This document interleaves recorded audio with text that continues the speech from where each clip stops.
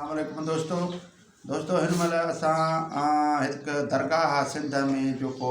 माना ईअं खणी चइजे त माना सिंध जो पहिरियों नंबर दरगाह जेको आहे उहो आहे साईं दिलबर साईं जो उन ते ॻाल्हाईंदुसि अॼु। साईं दिलबर साईं जो जेको वालिद साहिबु हुयो पीर इलाही बश्क, उहो साईं पीर मिठा साईं जो मुरीद हुयो ऐं उन्हीअ सां तवसल सां ही शुरूआत थी। पीर इलाही बश्क जे वफ़ात खां पोइ दिलबर साईं जेका मशहूरी मानी उहा तव्हां सभिनि जे आॾो माना ज़ाहिर आहे। मां उन ते हिन महिल कुझु ॻाल्हाईंदुसि त पीर दिलबर साईं जेको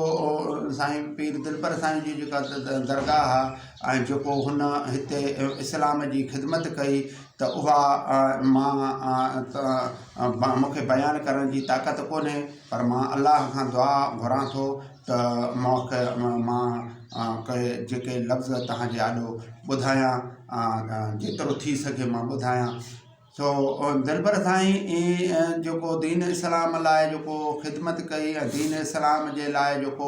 जाखोड़ कई त उहो हिन सिंध में बि पर माना सॼे पाकिस्तान में ॿाहिरि मुल्कनि में बि दीन जी वॾी ख़िदमत कई। असांजे ख़ाली सिंध में ॾिठो वञे त काफ़ी माण्हू जाहिल हुया जिन खे ख़बर ई कोन हुयो त इस्लाम चाहे दीन चाहे या निमाज़ चाहे रोज़ो चाहे पटको चाहे सुनत मुबारक चाहे इहा माना जाखोड़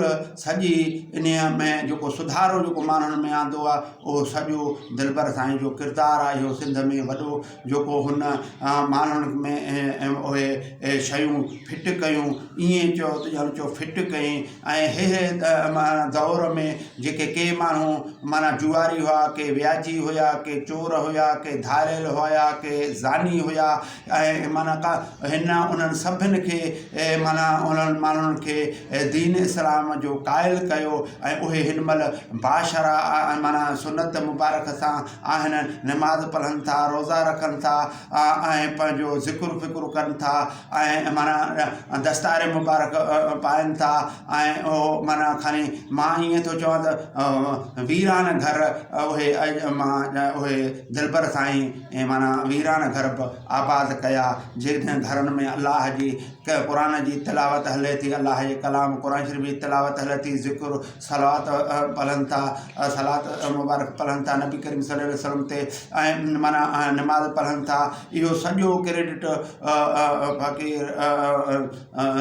दिलबर साईं ॾे वञे थो जंहिं हेॾी माना जाखोड़ कई दीन इस्लाम लाइ। ऐं हेड़े दौर दज्जाली दौर में अॼु पीउ पुट जे चवण में कोन्हे, भाउ जे चवण में कोन्हे, नफ़्सा नफ़्सी जो दौर लॻो पियो आहे। हेड़े दौर में माण्हू ठाहिनि उन्हनि खे पंहिंजे ज़बान सां क़ाइल करणु, इहो ज़बान जी तासीर आहे, इहा तासीर चइजे। छो त दिलबर साईं जो जेको आवाज़ु आहे उहो मां थो ॼाण हीरनि मोतियुनि खां वधीक बुलबुल ऐं कोयल जे आवाज़ खां वधीक गूंजंदड़ आवाज़ु आहे, जेको मूंखे ईअं मां खणी चवंदुसि त पूरे पाकिस्तान में छा दुनिया में बि अहिड़ो को माण्हू मूं त अहिड़ो न ॾिठो जंहिंजे आवाज़ में एॾो तासीर ऐं लफ़्ज़नि में को माना छिक ऐं मोहबत जी उकीर ऐं हुन में इश्क जी उहा जेको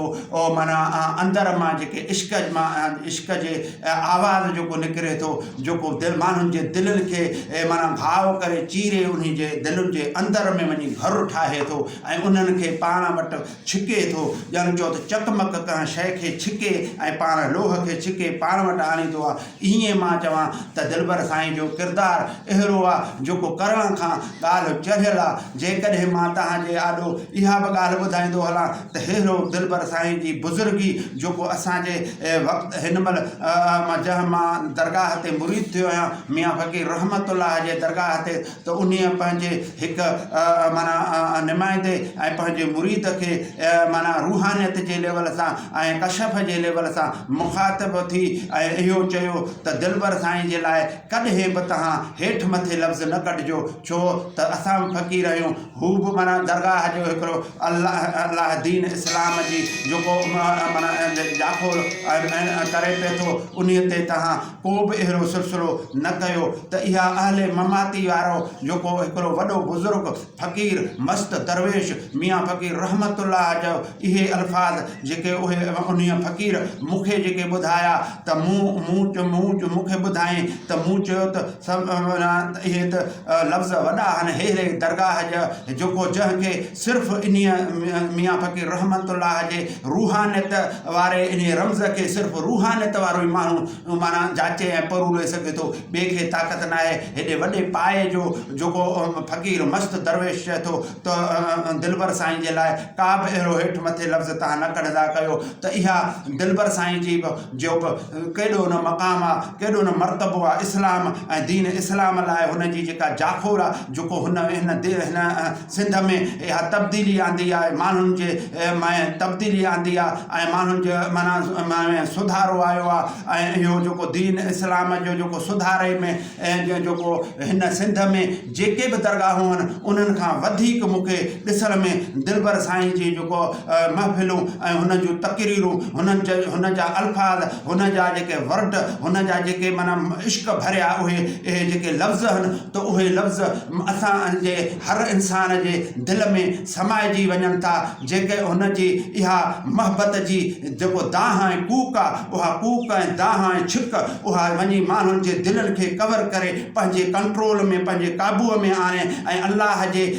माना राह में हुननि जे दिलनि खे नरम करे ऐं हुननि जे दिलनि खे नरम करे वञी अल्लाह जे आॾो झुकाए थो। इन खां वधीक ॿी कहिड़ी ॻाल्हि दोस्तो जेके हिन